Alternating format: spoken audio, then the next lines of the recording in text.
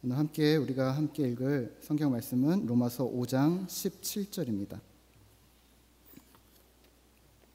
로마서 5장 17절에서 21절 말씀입니다. 신약성경 246페이지입니다.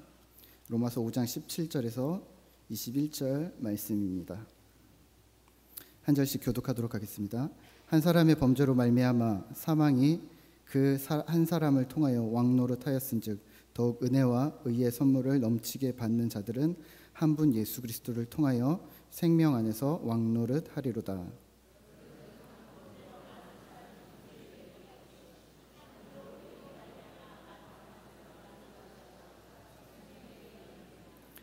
한 사람이 순종하지 아니함으로 많은 사람이 죄인 된 것 같이 한 사람이 순종하심으로 많은 사람이 의인이 되리라.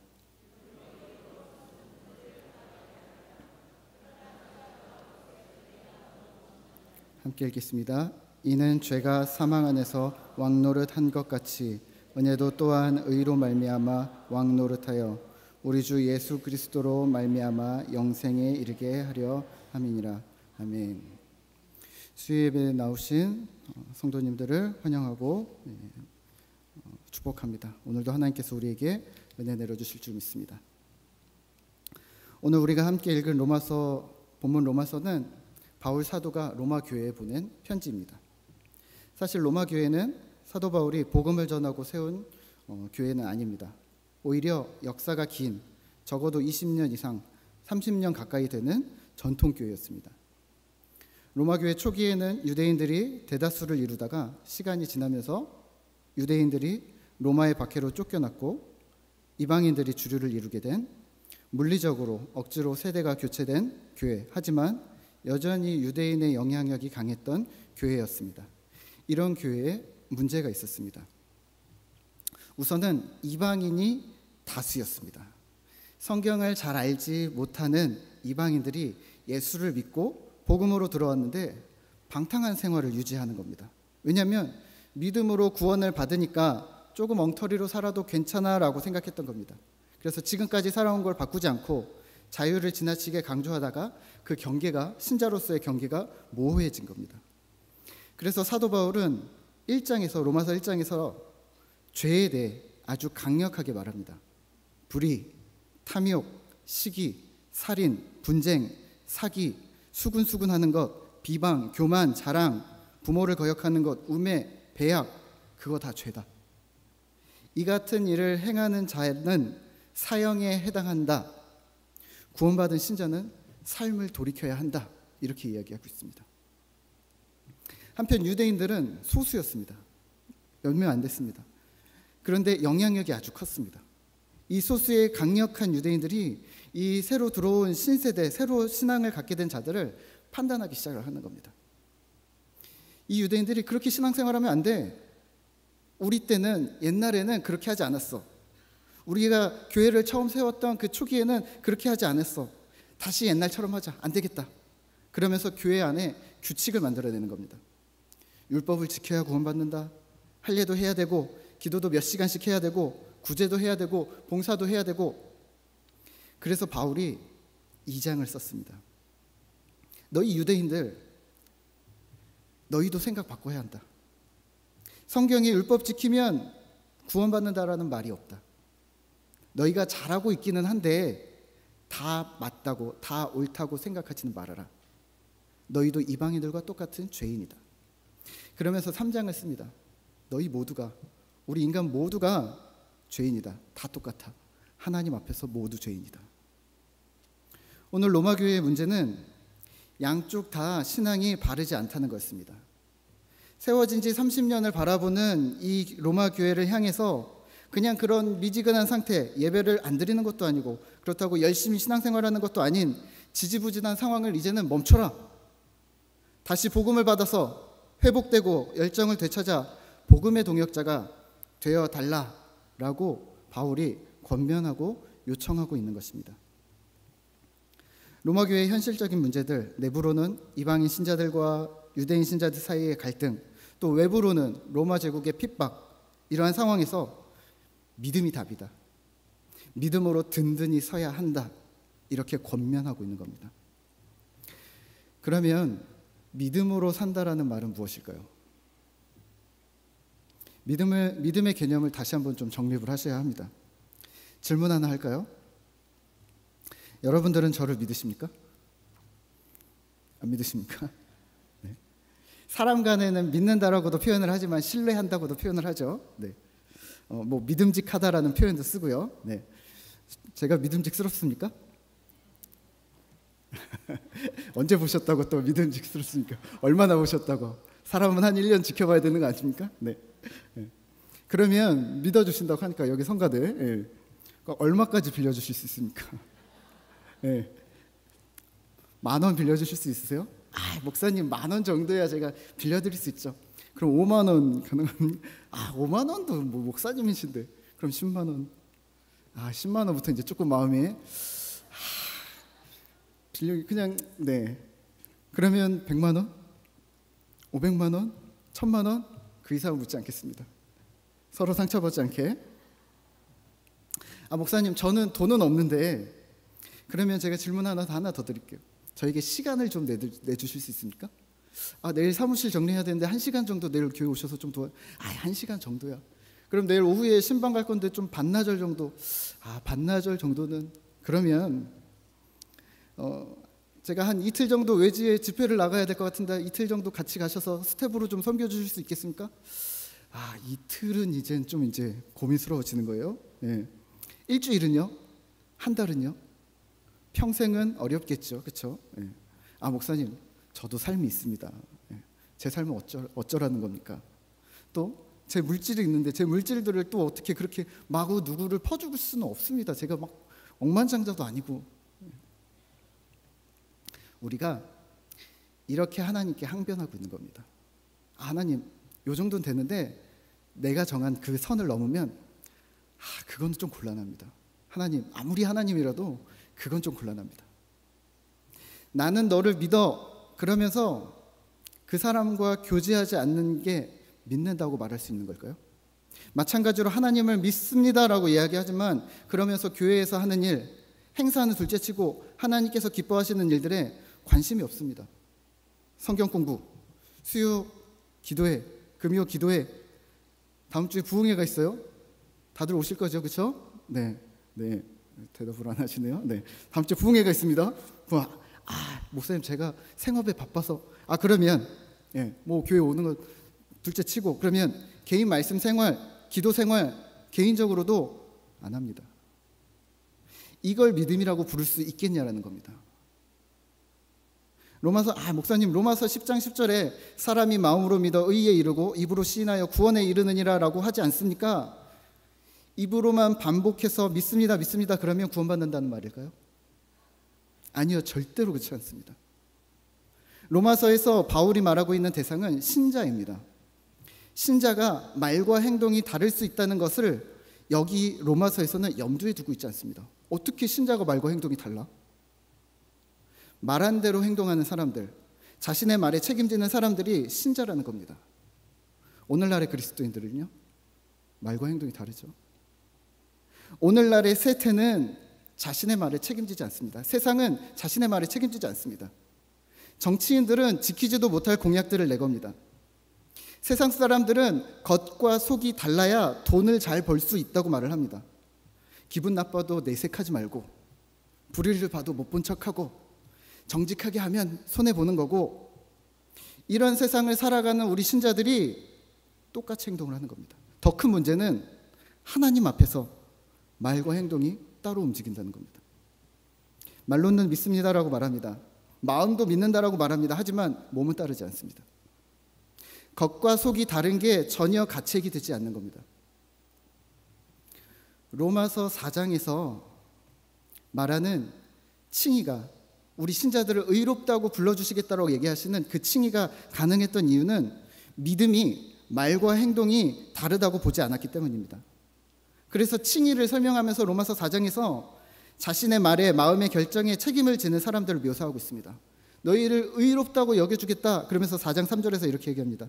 아브라함이 하나님을 믿음에 그것이 그에게 의로 여겨진 바 되었느니라. 4장 4절인데요. 일하는 자는 4절 한번 보시죠. 4장 4절입니다. 일하는 자는 믿음으로 행동하는 자를 말합니다. 믿음으로 행동하는 자는 당연히 하나님이 그것에 보답하시는데 5절을 보면 이상합니다. 일을 안 해도, 그러니까 믿음의 행동이 아직 없는데도 하나님은 그를 의롭다 하시겠다. 왜? 믿음은 서약입니다. 하나님과의 계약입니다. 하나님 앞에서의 결단을 말합니다. 집을 얻을 때 계약서를 쓰잖아요. 그렇죠? 말로 안 하고 계약서에 사인하잖아요. 지장도 찍고. 월세 얼마, 보증금 얼마 정확하게. 월세 50만 원 낸다고 하고서 30만 원 내는 사람 없지 않습니까? 이게 믿음입니다. 하나님 앞에서 입술로든 마음으로든 서약하는 겁니다. 구두로 계약하는 것을 오늘 믿음이라고 하는 겁니다. 내가 주를 위해서 살겠습니다. 주님 뜻대로 살아가겠습니다. 계약했으면, 믿음으로 고백했으면 이제 당연히 그렇게 살아야 합니다.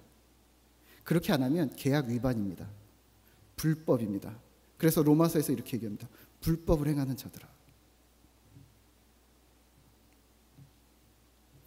말과 행동이 다르지 않다는 그 전제 아래 칭의가 가능한 겁니다. 믿음을 의롭다고 여겨주겠어. 왜냐하면 너 나랑 계약한 거잖아. 로마서 4장 7절 8절에서는요. 불법이 사함을 받고 죄가 가리어짐을 받는 사람들은 복이 있고 주께서 그 죄를 인정하지 아니하실 사람은 복이 있도다. 아멘. 너 죄인 맞는데 하나님이 의인이라고 불러주시겠다는 겁니다. 칭의입니다. 왜요? 우리의 서약, 우리의 고백을 하나님도 신뢰해 주시겠다는 겁니다. 창세기 15장에서 하나님 아브라함에게 밖으로 나오라고 하십니다. 나와봐. 하늘의 별을 봐. 내 자손을 이렇게 많게 해줄게. 창세기 15장 6절에서 아브라함이 이렇게 얘기합니다. 아브라함이 여호와를 믿으니 여호와께서 이를 의로 여기시고. 하나님이 이렇게 인식하시는 겁니다. 믿었구나. 우리 계약한 거야. 아브라함이 이 계약을 위반할 리 없어. 의로 여겨주겠어. 그리고 아브라함은 그렇게 살았습니다. 물론 실수를 했죠. 하지만 아브라함이 이중적이진 않았습니다. 오늘 본문 5장에서는 한 사람이라는 단어가 계속해서 반복하고 있습니다. 아담 한 사람의 범죄가 선악과 사건으로 세상에 죄가 들어왔고 많은 사람에게 영향을 미쳤고 정죄를 받게 되었고 죽음에 이르게 되었다.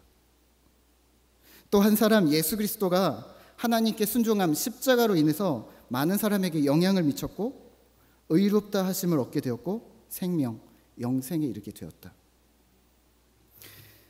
창세기 3장에 등장하는 선악과 사건은 아담 개인의 사건이 아니었습니다. 온 인류의 사건이었습니다. 아담이 선악과를 따먹음으로 아담과 하나님과의 관계가 무너진 것이 아니라 인류 전체와 하나님, 인간 역사 전체와 하나님의 관계가 깨어졌던 겁니다. 우리는 가끔 이런 생각을 합니다. 아담 하나만 잘했으면 우리가 지금 이렇진 않을 텐데, 아담이 실수만 안 했으면 우리가 지금도 에덴 동산에서 살고 있지 않을까? 이런 얘기 많이 들어보셨죠? 오늘 본문에서는 한 사람으로 인해 죄가 세상에 들어왔다라고 말합니다. 한 사람으로 인해서 죄가 세상에 들어왔는데 어떻게 세상 모두가 죄 가운데 빠져버렸다고 말하는 걸까요? 5장 15절에서 나오는 아담의 범죄는 실수가 아닙니다. 원문에서 이 범죄라는 단어는 고의성이 들어간 범죄를 말합니다. 아담의 한순간의 착각, 실수, 이게 아니라 너 하나님과 같이 될 수 있어. 너희가 그것을 먹으면 눈이 밝아지고 하나님과 같이 되어져서 유혹을 받았고 욕망에 이끌려서 아담이 고의적으로 죄를 범했다라고 말합니다. 사도 바울은 의도적으로 로마서에서 이 단어를 반복해서 사용하고 있습니다. 고의적인 범죄, 고의적인 범죄. 그리고 온 인류도, 모든 사람도 고의적으로 하나님을 배반했다라고 말합니다. 아담은 선악과를 먹음으로 고의적인 범죄를 저질렀고 모든 사람은, 온 인류는 로마서 1장처럼 하나님 마음에 하나님 두기를 싫어하고 고의적으로 하나님을 대적하고 하나님을 공격하고 거역하고 너희는 모두 공범이다. 죄명은 각각 다르지만 궁극적으로 하나님을 대적하는 죄에 있어서 너희는 모두 공범, 같은 죄를 지은 자들이다.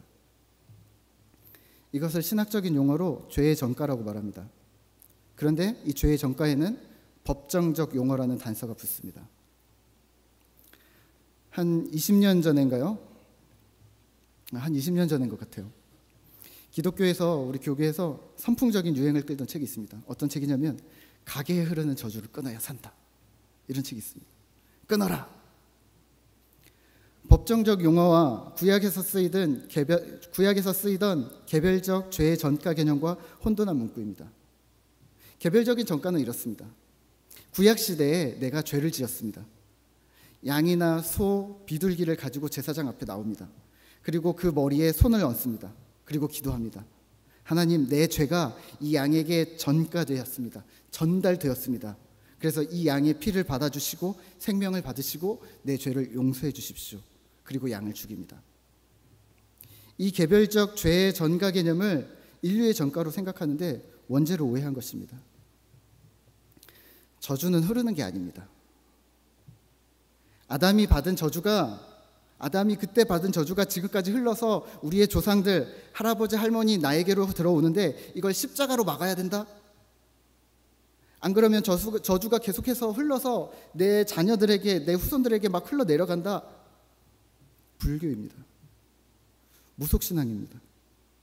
조상 묘자리를 다시 써야 되고 부적을 쓰고 구슬하거나 헌금을 많이 하거나 불공을 드렸던 것을 십자가, 교회, 새벽 기도로 대체한 것이 기독교라고 말할 수 있습니까?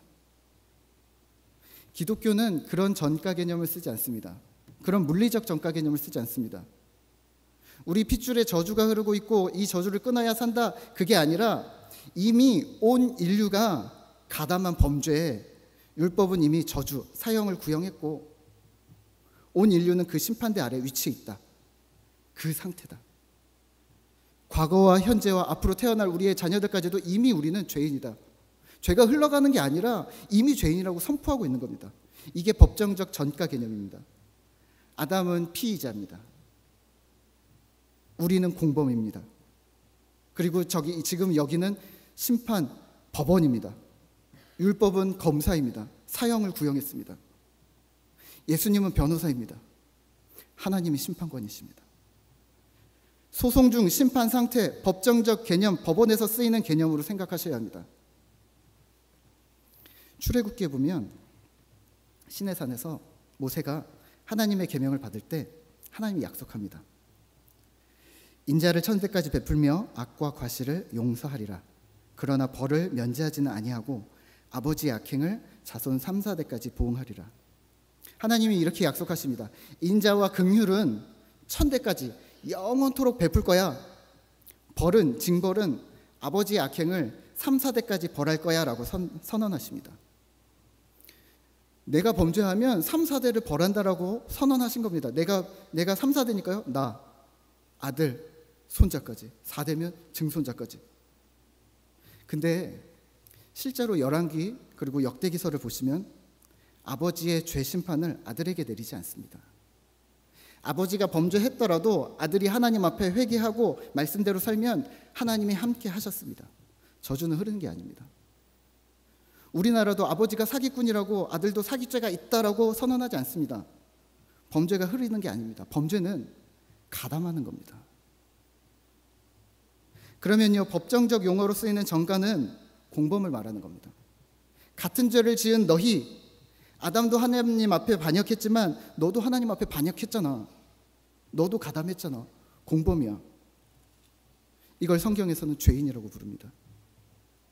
로마서 1장에 그들이 같은 일을 행하는 자는 사형에 해당하다고 하나님께서 정하심을 알고도 자기들만 행할 뿐 아니라 또한 그런 일을 행하는 자들을 옳다 하느니라. 하나님 앞에서 같은 죄를 지은 범죄자들, 여기에 대표는 누구냐면 아담일 뿐입니다. 우리는 공범입니다. 죄가 없지 않습니다. 이러한 총체적인 죄인들 앞에 한 사람이 등장을 합니다. 예수 그리스도입니다. 예수님은 고의적으로, 자발적으로 순종하십니다. 보란듯이. 5장 15절입니다.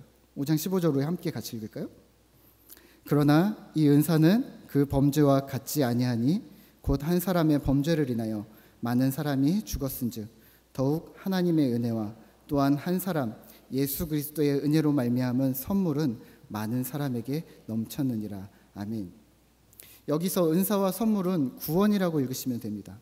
하나님의 은혜, 한 사람 예수 그리스도 구원이 임했다. 은혜가 구원이 넘친다라고 말합니다. 모든 인류를 포괄하고 모든 시대를 과거와 현재와 미래에 등장하는 모든 사람에게 이 은혜, 구원이 흘러 넘친다, 흘러 넘쳐 미친다라고 얘기합니다. 그런데 왜 구원을 받는 사람이 있고 못 받는 사람이 생길까요? 연합이 열쇠입니다. 하나님을 섬기기로 작정하는 것, 믿음으로 살겠다고 선언하고 결심하는 것에 동참해야 합니다. 이게 연합입니다. 죄에 동참하는 것을 가담했다, 범죄에 가담했다, 공범이라 부르고, 의에, 믿음에 동참하는 것을 성경에서는 연합이라고 부릅니다. 오늘 우리는 죄에 동참하고 계십니까? 믿음에 동참하고 계십니까? 믿음에 동참하기로 서약하셨습니까? 말과 행동은 항상 함께 움직여야 함을 기억해 주십시오. 오늘 본문은 참 두렵고 무거운 말씀입니다. 왜냐하면 우리에게 바로 적용되기 때문입니다. 아담은 부지불식간에 대표성을 지닌 존재가 되었고 그렇게 행동해야 하는 책임이 있었습니다. 아담이 이렇게 얘기할지도 모릅니다. 아, 하나님, 저는 에덴 동산에 하와랑 저랑 둘밖에 없었는데요. 그때 제가 대표였다라고 하면 할 말은 없지만 온 인류의 대표였다는 건 좀 너무 하지 않습니까? 저는 인류의 대표가 되겠다고 말한 적도 없고 그런 자격도 없습니다. 제가 이 온 인류의 모든 민족의 대표인 줄 몰랐습니다. 라고 항변할 수 있습니다. 그런데 아담만 대표일까요? 우리는요? 우리의 위치는요? 아담이 온 인류의 대표였듯이 오늘 우리도 부지불식 중에 대표성을 지니고 있습니다. 바로 세상을 향해서입니다. 우리도 아담과 같은 대표들입니다. 목사님, 제가 무슨 대표입니까? 저는 능력도 없고 부족하고 교회 다니지도 얼마 안 되었고 성경도 잘 모르고 신앙생활 이렇게 하는 게 맞나 저렇게 하는 게 맞나 헷갈려 하는데 제가 무슨 대표입니까? 아닙니다. 오늘 이 자리에서 믿음으로 살아가는 나는 한국교회의 대표입니다. 오늘을 살아가는 나는 우리 영락교회의 대표입니다. 여러분들은 신자의 대표이기도 하고 믿는 사람들의 대표이기도 합니다. 무슨 말이냐면 우리의 말과 행동, 일거수일투족, 사고방식, 위기에서 일 처리하는 방식들, 세상 사람들이 우리를 보면서 판단할 것이기 때문입니다. 우리 이웃들이 나를 보고 이렇게 말합니다. 예수 믿는 사람들은 다 그래. 왜냐고? 걔 보면 알 수 있잖아. 교회 다닌다는 엄마가, 아빠가, 교회 장로라는 회사 사장님이, 여름이면 선교 훈련, 수련회 간다고 휴가를 내는 직장 동료들이 세상의 평가를 받는 것입니다. 교회 다니는 사람들은 말이야, 이러이러해 한 단어로 평가되는 겁니다. 여러분들은 어떻게 평가되고 있습니까? 대표가 아니라고요? 우리는 이렇게 항변합니다. 하나님, 아니 제가 언제 대표한다고 했습니까? 저는 성도의 대표가 아닙니다. 교회 대표도 아닙니다. 나는 그렇게 생각하지도 않는데 왜 나를 보고 평가한다고 하십니까? 혹은 이러실 수도 있어요. 아이, 교회 대표는 목사님이지, 장로님이지. 아이, 열심히 있게 저렇게 열심히 행동하는 저 집사님들이 교회 대표라고 내세우는 거지. 아이, 그렇게 생각하고 계십니까? 제가 어렸을 적에 집에서 봤던 교육이 있습니다. 여러분들도 비슷할 텐데요. 식사할 때는 소리 내지 말고 먹어라. 쩝쩝거리지 말고 소리 내지 말고 먹어라. 음식을 입에 넣고 말하는 거 아니다. 젓가락을 상에다 이렇게 툭툭 치고서 이렇게 치고서 먹는 거 아니다. 그냥 조용히 그냥 알아서 먹어라. 밥상에 팔꿈치 대고 턱 깨고 먹지 말아라. 그러면서 부모님이 하시던 말씀이 있습니다. 너 어디 가서 그렇게 하면 엄마 아빠 욕먹어. 가정교육 못 받았다고 손가락질 당해. 성도 여러분, 어디 가서 우리가 이렇게 하면 하나님 얼굴에 먹칠하게 됩니다. 신앙교육 못 받았다고 손가락질 당합니다. 말씀을 맺겠습니다. 오늘 우리는 어떻게 살아가야 할까요? 나의 말, 행동, 생각들 하나하나가 신자와 교회를 대표하고 있다는 것을 기억하셔야 합니다. 이렇게 질문하실지 모르겠어요. 아니 목사님, 믿으면 구원받는다고 쉽게 말해놓고서 오늘 들으니까 믿음이 쉬운 일이 아닌 것 같습니다. 왜 이렇게 부담스럽죠? 믿으라는 말이 저는 고통스럽게 들립니다. 지난주 추석이었잖아요. 추석에 어떤 집사님께 문자가 왔습니다. 목사님, 저는 명절에 시댁에 가서 일만 합니다. 그래서 이번에도 일하러 갑니다. 믿음 없는 시댁 식구들의 구원을 위해서 기도해 주십시오. 이렇게 문자가 왔어요. 이렇게 답신드렸습니다. 집사님의 수고와 헌신이 복음의 밑거름이 될 것입니다. 집사님이 흔들리지 않도록 믿음을 잘 지켜내시기를 기도하겠습니다. 보지 않아도 믿지 않는 시댁 식구들이 그 집사님을 보면서 교회를 평가하고 있을 겁니다. 심지어는 하나님을 평가하고 있을 겁니다. 그 집사님은 그 시댁 식구들에게 우리 교회의 대표, 한국교회 신자의 대표인 것입니다. 근데 문제는 힘이 든다는 거예요. 그리고 우리의 마음이 자꾸 흔들린다는 거예요. 이게 잘하고 있는 거 맞을까? 내가 왜 예수 믿기로 했을까? 이렇게 힘든 거라면. 얼마 전에 구좌에 있는 해녀박물관을 다녀왔습니다. 가족들이랑. 바다에서 인생을 사신 어르신들의 인터뷰가 곳곳에서 이렇게 막 계속해서 흘러나옵니다. 어떤 할머니가 이런 얘기를 하시는 거예요. 인터뷰에서 이렇게 얘기하시는 거예요. 많이 울었다고. 해녀질을 하면서, 해녀 물질하면서 많이 울었다고. 해녀 일이 너무 힘들어서. 어머니는 왜 나를 해녀를 시켰는지, 숨이 가쁘고 일이 힘들 때마다 어머니를 원망하면서 울고 또 울고, 그리고 또 바다에 들어가고 평생을 그렇게 사셨대요. 가슴이 먹먹했습니다. 우리의 신앙생활이 이럴 수도 있겠다. 주님, 우리를 왜 신자가 되게 하셔서 이 땅에서 이렇게 힘들게 옴짝달싹할 수 없는 상황에 우리를 내모르셨냐고. 우리가 할 수 있는 게 눈물 흘리는 것 뿐인데 이게 잘하고 있는 거 맞습니까?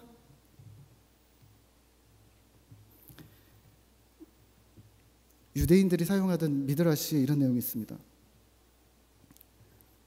아브라함이 하나님께 묻습니다. 하나님, 제가 왜 이 일을 겪어야 했습니까? 왜 이런 어려움들을 겪어야 합니까? 제 믿음을 시험해 보려고 하셨던 겁니까? 하나님이 대답하십니다. 아니다. 나는 너를 시험할 필요가 없다. 아니 그러면 하나님, 그럼 제 자신의 충성심, 제 믿음의 충성심을 검증하시려고 확인하고 싶으셔서 그랬던 겁니까? 하나님 대답하십니다. 아니다. 검증 안 해도 된다. 난 널 믿는다. 그러면 뭐 때문에 제가 이런 아픔들을, 이런 어려움들을 겪어야 했습니까? 하나님께서 얘기하십니다. 열방에 증거하기 위해서다. 그 어려움의 시간들을 믿음으로 버텨낸 너의 믿음을 열방에, 세상에 보여주고 싶었어. 그 어려움의 시간들을 믿음으로 꿋꿋이 참아낸 너의 모습, 그 대견한 모습을 믿지 않는 내 가족들이 보면서, 내 이웃들이 보면서, 내 후손들이 보면서 아, 믿음은 이런 것이구나 배우게 하려고 그랬던 거야. 네가 잘하고 있는 거야. 내가 버텨낸 시간들이 그 사람들에게 도전을 줄 거야. 내가 고난 중에, 슬픔 중에도 흔들리지 않고 꿋꿋이 믿음을 지켜낸 모습들은 내 자녀에게, 내 남편에게, 내 시댁에 복음이 될 거야. 그 모습이 복음이야. 그들이 이렇게 고백하게 될 거야. 아, 이게 복음의 능력이구나. 히브리서 11장에는 이런 얘기가 있습니다. 또 어떤 이들은 조롱과 채찍질뿐 아니라 결박과 옥에 갇히는 시련도 받았으며 돌로 치는 것과 톱으로 켜는 것과 시험과 칼로 죽임을 당하고 양과 염소의 가죽을 입고 유리하며 궁핍과 환난과 학대를 받았으니 이런 사람은 세상이 감당하지 못하느니라.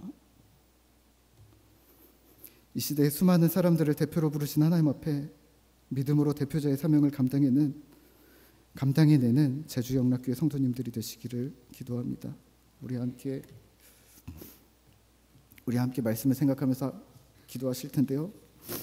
이렇게 기도하시죠. 하나님, 우리의 신앙이 지지부진했습니다. 미지근했습니다. 우리를 용서해 주십시오. 말뿐인 신앙을 가져도 괜찮다고 생각했습니다. 말한 대로, 마음에 결정한 대로 책임지는 신자가 되게 도와주십시오. 내가 교회의 대표인 줄, 신자의 대표인 줄 생각하지 못했습니다. 하나님, 나 하나 마음대로 생각해도 된다고 생각했습니다. 하나님, 이제는 믿음으로 행동하겠습니다. 책임지겠습니다. 하나님 이름에 먹칠하지 않겠습니다.